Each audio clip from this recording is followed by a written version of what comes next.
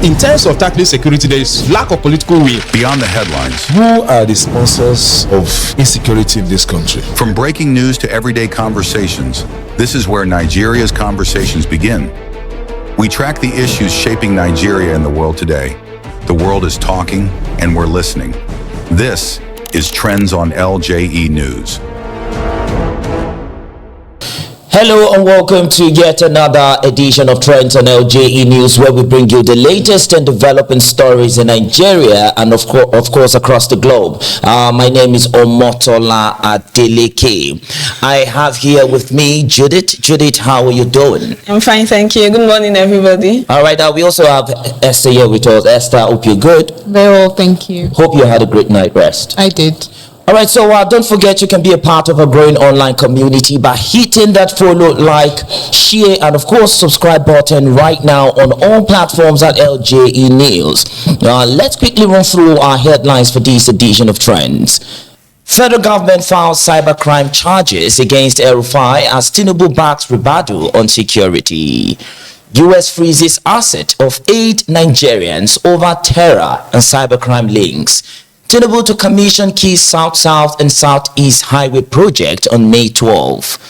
Inflation dips to 15.10% in January. Food prices ease, says NBS. Tension at National Assembly as Natasha clashes at committee chairman's office. And now the details. The federal government has filed criminal charges against former Kaduna State Governor Nasir El-Rufai before the Federal High Court Abuja Division. In the suit, the Federal Republic of Nigeria alleges that El-Rufai admitted during an appearance on Arise TV to unlawfully intercepting the communications of the National Security Advisor Nuhu Ribadu. The charges cite provisions of the Cybercrime Amendment Act 2024 and the Nigerian Communications Act 2003. No arraignment has been fixed yet. Meanwhile, President Bola Tinubu reaffirmed confidence in Ribadu, pledging that terrorists and bandits will be defeated under his leadership. Esther, I'm going to ask you this question. In fact, I'm not asking Judith because I asked Judith the same question yesterday. In the case of this matter arising, the case of Malam Nasir El-Rufai and all that. Now, does this speak loud over national security optics? The issue of Nuhu Ribadu and El-Rufai. Remember, El-Rufai alleged that he wiretapped the NSA's phone to get information that he's going to be arrested. In his words, he said abducted. Now, if the NSA's phone can be wiretapped, does this show this level of, concern? Does this show this lacuna in our national security optics? Even there's always secrecy in these things. All of these people in the upper caliber or whatnot, they have their way of getting information when they need them. So I'm very sure he was aware. He had, some news coming that they brought about some allegations against him. So he had to confirm if that was true. And he has the opportunity to get this information. So, of course, it's... Why do you think he has the opportunity to get the information? Because if you're saying he has the opportunity, he is of the opposition. Perhaps he might not have access to some of the equipment and sophisticated systems of our security agencies and all. Does this actually show... an inner man for all of these politicians? They always have someone in... You think our security reforms or our security, systems are weak? It is. Anyone can just tap into anything and just hack. Anyone with power. Anybody with power can just have there is someone linking this information to you. There is someone giving him the access to get into this thing. And it's someone that is very close to the system, right? So the system of the whole security thing, it's weak, it's infiltrated with criminal acts, it's corrupted, it's manipulated, it's anything you can think. So what do you think is the ripple effect of, this issue? Because it's an issue basically. If the national security systems are very weak, it means anything can happen in terms of insecurity, anything can happen in terms of intelligence leaking and all that, and that might affect even the people of Nigeria. So what do you think can be done? I think there should be some form of hand picking of some people. They are diligent people, right? not everybody can be corrupted. And even though there is a bit of corruption in the system, there are people that can be put in this place that should not. They should pay them properly, because most of these things are caused by underpayment, right? Because if you're offered a certain amount of money, you rather take it and do the job. But if you're paid to a certain level, you weigh the difference and you know it's not worth it. It's not worth sabotaging your job. So you think someone in the inner caucus of the federal government, or someone who works with the NSA, reviewed this to El-Rufai? Sure, that's what I think. All right, Judith, Nuhu Ribadu, the NSA, has been allegedly accused of being a terrorism financier. He's been accused of sponsoring terrorists. He was also accused by the former Kaduna State Governor, Malam Nasir El-Rufai, that he plans to procure what they call thallium sulfate. Now, thallium sulfate is like a chemical. It's highly poisonous. Now, this is what it does. It doesn't have smell. Like, it can just come in here and everybody just goes off and you wouldn't even suspect something actually happened except dead bodies and all that. Now, he has been accused to procure that, import that into Nigeria. Do you think they should call for great concern? Yes, especially coming from a former governor. I mean, the El-Rufai himself said he wiretapped his phone lines, and that's how he gets information about him. So if he really did, and he heard something like that, I think, yes, the federal government have come out to deny this. The NSA has come out to deny this. In fact, let's also not forget, we read not just long ago that Tinubu himself has commended Nuhu Ribadu for his effort in terms of security. What efforts are they commending? I mean, his efforts, and people are still being killed in different states in the country. What efforts then is he making if things like this still happen in the country? If his own phone lines are not even safe, what efforts is he making in securing anything? So what does this say, especially as it affects ordinary Nigerians out? I think the man Ribadu should be really investigated, because the substance, the chemical, the thallium sulfate is alleged to be very deadly and it can cause great harm. I think it should really be investigated so it doesn't affect other people. Whatever he wants to do with it, that chemical should even be illegal in the first place, because something like this that is colorless and odorless, nobody knows whatever they plan to do with it. They could really be planning to kill people with it. So I think he should be investigated, and whatever he's planning should. What if the plan is to kill terrorists? Would it be a good thing? No, that cannot be it. Because how do we know they are not planning to fund the terrorists with it? He's already alleged to be a financer of the terrorists. So how do we know that he's not planning to give it to them to kill even more people without being traced? Then what would be the gain of the NSA if he does that? If he kills Nigerians, if he kills the people of Nigeria, what would be his gain? What are the gains of the terrorists that kill people?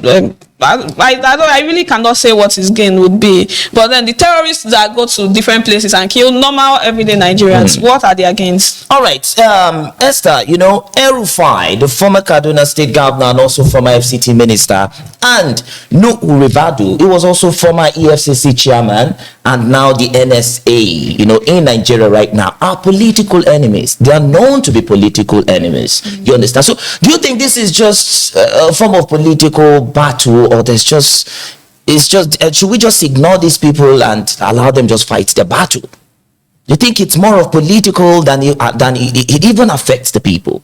As far as if they are political enemies, if they are known political enemies, and they are having their rift, it's definitely going to affect the people. You think some things will be reviewed that affects the people? Yeah, it will affect the people, because when two lions or two people that are heavy in the country are fighting, it affects people underneath. So they should find a way to investigate them properly and settle their differences before it gets out of hand. Do you think the fight should continue so that more things will be revealed?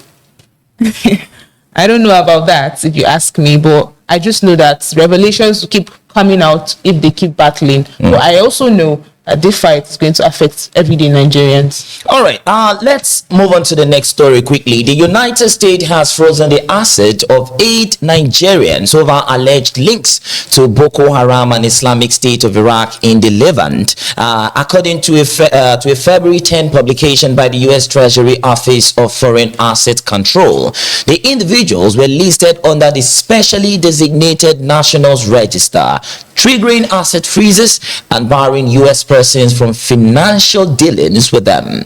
The move follows recommendations by U.S. lawmakers for visa bans and sanctions over religious freedom concerns in Nigeria. Under Executive Order 13224, properties within U.S. jurisdiction are blocked as part of Washington's counter-terrorism and anti-cybercrime enforcement effort. Judith, let me quickly ask you this one. We remember between 2020 and 2022, the United Arab Emirates sent a list of alleged terrorism financiers to the federal government under the late President Buhari. A list was sent, but yet there were no prosecutions. There were no known prosecutions. In fact, the names were not actually really revealed. So, and now the United States government is somehow using their international power to also bring out some names and perhaps make sure they experience some level of sanctions and all that. Now the question here is, the Nigerian government not ready to prosecute some of these people, and the US government prosecuting these people for us. I don't even think they are prosecuting these people for us. Why? Because it's only going to be like, okay, don't come to our country, but these guys are still going to be in our country. So what would you have to say to that?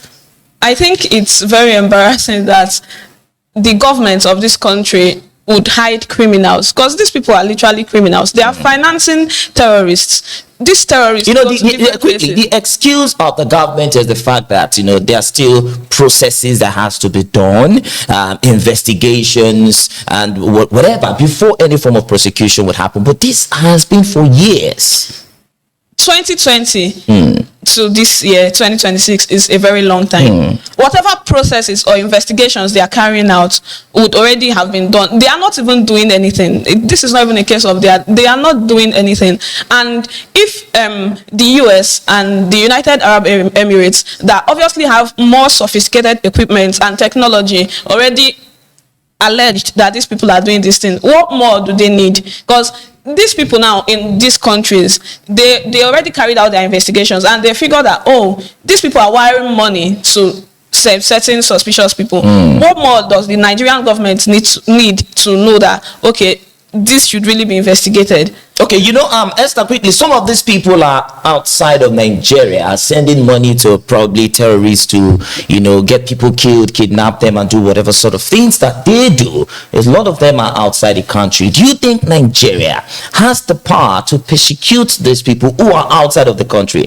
to persecute these terrorism financiers who are outside of the country? Because, of course, if there's a way we could persecute them, to a certain level, terrorism amongst the ones who have been recruited might, reduce exponentially. So how do you think Nigerians can persecute those ones who are outside the country? Okay, I think there's a way they can send information to them, or sort of a form of invitation. But if the US militias are already investigating them and they happen to be in their country, they can assist. There could be a form of cooperation. Yes, they can assist the Nigerians, in persecuting them, because they're hell bent on making sure that the whole terrorism thing comes to an end. That should be a form. All right. The presidency has announced that Bola Ahmed Tinubu will visit the South and Southeast regions on May 12, 2026 to inaugurate major federal road project. The disclosure was made by the Minister of Works, David Umahi, after inspecting the Aba-Port Harcourt motorway in Abia State and the element axis of the East-West Road in Rivers State. Umahi said the 43-kilometer dualization of the Aba-Port Harcourt highway, handled by China China Civil Engineering Construction Corporation has reached over 90% completion and is expected to be ready by April. He noted the project had stalled for years due to funding challenges, but assured that outstanding payment will be settled, with contractors liable for defect within a 12-month period. Do you know what my take home from this is, Esther? The president has traveled for weddings. The president had traveled for book launches. The president had traveled for different forms of celebration. In fact, this is another form of celebration. Of course, they're trying to go launch or inaugurate the road. You understand? So it's a form of celebration. But when it comes to insecurity, you rarely hear the president going to these places where people experiencing insecurity are. Do you think there's a form of misplaced priority by the president? Not a form. It is a misplaced priority. There are certain things a certain character a leader should possess. The president, I don't want to call him, that he's not, he doesn't have empathy. The other time when His Excellency Mr. P2B, there was this crash and he had to go to the victim's house to send his by himself. But whenever anything goes wrong in states, whenever something goes wrong in places, he just sends military troops after 10 hours, 12 hours, the next day. But whenever it's time to go for celebratory purposes, he shows up and stumbles and do whatever thing he wants to do. There is obviously misplaced priority. He doesn't take it the way it should be. All right, Judith, but let's also look at it this way. The president talks about these issues. Of course, he comes out and he says condolences to what happened. We're going to try as much as possible to make sure, these people, if they are being kidnapped, we'll make sure they're rescued. He's always talking whenever there are issues like this, whenever there's a news of insecurity and all that, he talks. Do you think his presence in these states would make a difference? Do you think it's going to a certain level relieve the people in this state? Will it even reduce the insecurity in this state? He goes to these places. Do you think the talking and trying to encourage people on TV, publication, don't you think it's enough? Talking he's always talking, like you just said. Every time he's saying, he's just releasing speeches or sending written notes that he did not even write himself. I feel like the president... You think he doesn't... Okay. He has people around him, though. He doesn't write them himself. Let's not even go into that. Are you saying the president is not as smart as he should be? I'm not saying anything, but we just all know that he doesn't write them himself. When you read the things, you would see that they are heavily AI dense. You would see it and you see... How do you get to know AI kind of, statement? When I feel like anybody that reads a text from AI would know the words. Who is more smarter, AI or we humans? At this point, AI, because people don't even try anymore. I mean, why would I try to rack my brain when I could just give a prompt to AI and it will give me something? So that's what you do. You don't stress racking your brain. You prefer AI doing the work for you. Yes, to an extent. So should we say you and the president, there's basically no difference between the both of you? No, I am not leading anybody. He is a leader of a country. Okay. When something like this happens, it is expected that he goes there, or at least offer some kind of direct message to the persons affected, not just releasing, I don't know, a press message saying, oh, I'm sorry this happened, but then this has been happening, and it's happened in different parts of the country, different states in the country. He has never gone to one of them, but once it is for a celebration, he quickly goes there. That is. Do you think the president is scared of going to these places, probably just because of course, the insecurity? Do you think he's scared? It could be fear, or it could just be that he doesn't care. Like Esther said, he just lacks empathy. Because these are the people you are supposed to be leading. You're supposed to be a leader of these people. And when you are a leader, the people under you should matter to you. But at this point, it feels like we don't even matter. All right. Nigerians' headline inflation rate moderated slightly to 15.10% in January 2026, down from 15.15% recorded in December 2025, according to the latest Consumer Price Index report released by the National Bureau of Statistics. The CPI declined to 127.4 points in January from 131.2 in December, representing a 3.8 point drop. On a month-on-month basis, inflation stood at minus 2.88%, lower than the 0.54% posted in December. Food inflation also eased to 8.89% from 10.84% in the previous month. Despite the marginal decline, many Nigerians continue to express concerns over the high cost of living and persistent price pressures across essential goods and services nationwide. Esther, I'd want to ask you this question. What specific government reforms are actually causing these reductions? Because rents are still high. Food prices to a certain level, you would not say people can actually afford to, provide 3-course meals for themselves. Electricity is still a problem as well. Electricity bills and all that. So what are those reforms that are actually causing these reductions? Perhaps if you may know. Honestly, I don't even see the reduction. If you ask me, I don't see the reduction. Everything is still on the high side. Everything is still quite expensive. So if they are bringing about all of these statistics saying that Nigeria is getting better, I feel it's a typical lie from God knows where. It's not true. If you go to the markets, foodstuff are still expensive. They're talking about bag of rice going down from 85 to what. You won't just go to the market and get rice. You get stuff. All of this market produce, all of this farm produce, the tomatoes, the pepper. We have farmers, right? But all of these things are still expensive. A regular Nigerian cannot afford breakfast, lunch, dinner. You have to pick 2, 0, 1, 0. You try to equalize this thing. So where is the balance? Nigeria is still impoverished. Nigeria is still starving. Nigeria is still hungry. So I don't believe in all of the statistics, honestly. All right. Judith, what are your thoughts on this? Well, a few weeks ago, I met a woman and we had a conversation around this, and she said, "Why is food cheap and there's no money to buy it?" That's what she said. She said, "Why is food cheap and there's no money to buy it?" Because they are saying food is cheap. Where is the money to buy it? People have rent to pay, they have fees to pay, they have bills to pay. By the time you pay all these things, where is the money left for the food? So it's not just about food prices at this point. It's about generally making life easier for people. All right. Because of time, we need to take a short break. And of course, when we return, we will bring you the latest on some other stories. So stay with us and keep sharing this stream at LJE News. I'll be right back.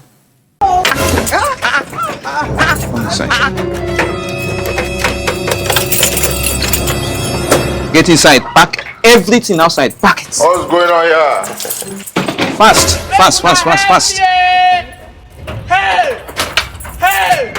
Move things outside. Oga landlord, what is going on here? I told you I want to sell this property. Oga landlord, you just collected rent from me 2 weeks ago. You have not refunded me and you are packing my things out. Why? For you, get inside, pack your things outside. Please, I'm not going anywhere. Don't bring anything out. I'm not going anywhere. Oh my God! Oga landlord. Don't worry. Once I sell this property, you don't know. I'm going to refund your money. What is going on? So where do you expect me to sleep? Where do you expect me to go from here? What will I do now? Where will I even go from here? It's already late. Have you heard of LJ in Nigeria? Do you know that you can report this case to LJ in Nigeria? You just go to their website now and report to them. Let's go to their website now. This is injustice. We need to report this to them right now. Okay. Every day, Nigerians witness abuse of power, injustice, harassment, corruption, and threats. But many people do not know where to report it or who will listen to them. At LJ in Nigeria, you can report a violation. Whether you have experienced a violation or witnessed one, you can report any violation. LJ in Nigeria is providing a safe channel for you to report what's wrong. If it affects your rights, your safety, or your community, we want to know about it. Visit www.ljnigeria.org to report a violation or call the number on your screen.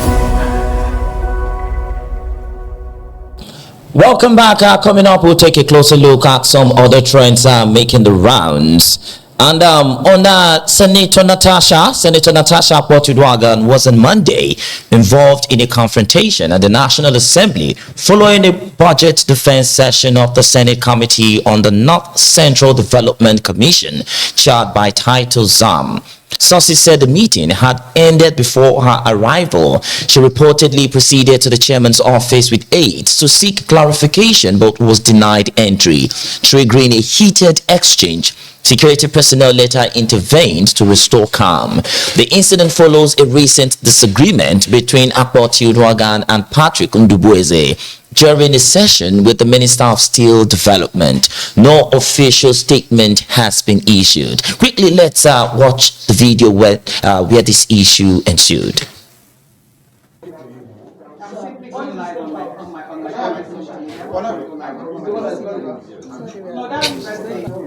No, there is. I want to call now. Live. Don't you question?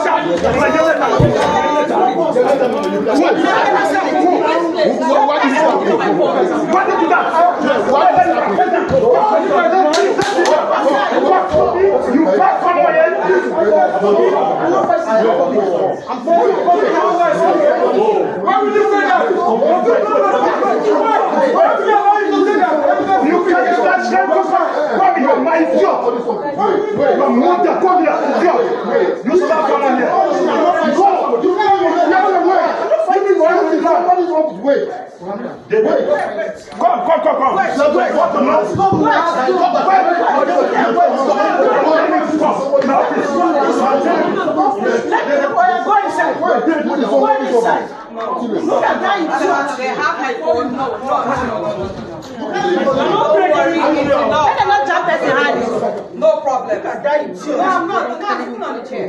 Slap somebody in my life. Who on you? No, just fight. Look at that.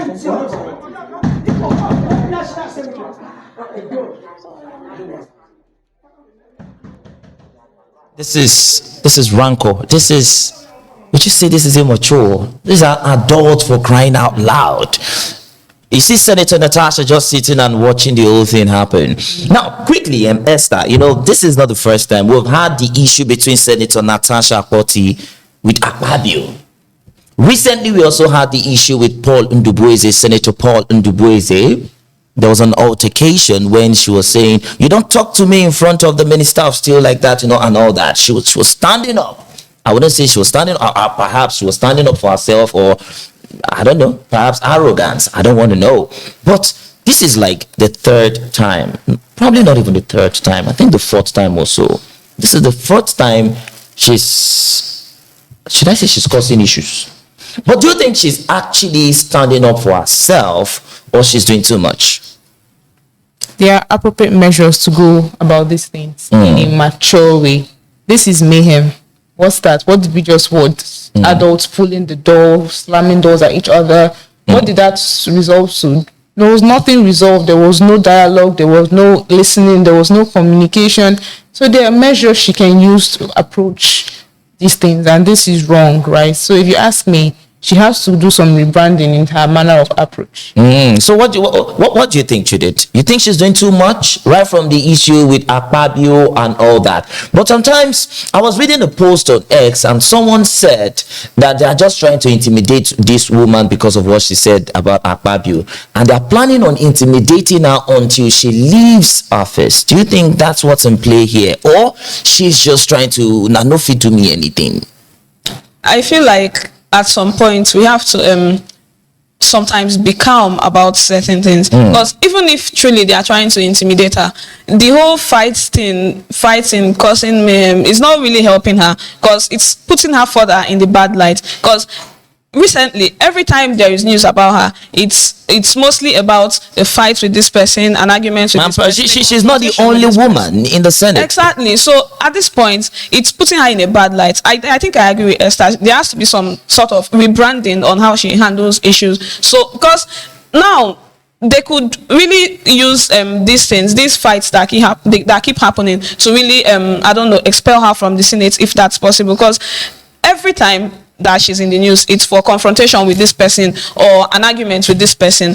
And most times, it's not even her. It's the people with her. Because in the video, she was just sitting calmly in a corner. And then I think her aides were the ones fighting. I don't know if she has to, I don't know, talk to her aides or, I don't know, just a form of rebranding per se, or basically to just say, okay, most times, let's just be calm about this and go about it the right way instead of all the shouting and fighting and attacking this one. All right, thank you very much, Judith, for that opinion there. So, that's it for today's edition of Trends on LJE News. And of course, many thanks to Judith. Judith, thank you for your insight. You're welcome. Thank you. And of course, Esther, thank you for your opinions and contributions on these sensitive matters. Thank you. And to you, the listener and the viewer out there, make sure to follow, like, share, and subscribe at LJE News on all social media platforms to stay in the loop and join the conversation ahead of our next show. My name is Omotola Adeleke. See you next time. Of course, bye for now.